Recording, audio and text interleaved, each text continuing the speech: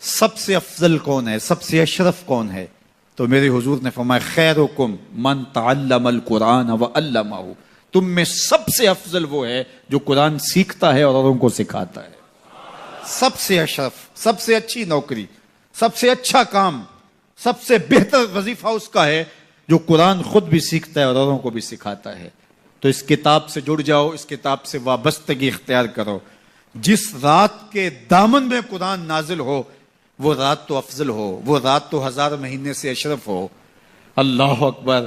تو پھر مجھے بتاؤ کہ جو قرآن کو اپنی روح میں بسا لے، جو اپنے اعمال کو قرآن کی تعلیمات کے تابع کر دے، جو اپنے دنوں کو قرآن کے اجالوں میں گزارے، اپنی راتوں کو قرآن کی تلاوت میں بسر کرے، دن کی تنہائی میں اور رات کے اجالوں میں قرآن پڑھے، بتاؤ وہ کتنا اشرف ہوگا۔ اس لیے میرے اور آپ کے آقا و مولا نے فرمایا راتوں کی تنہائیوں میں اٹھ کے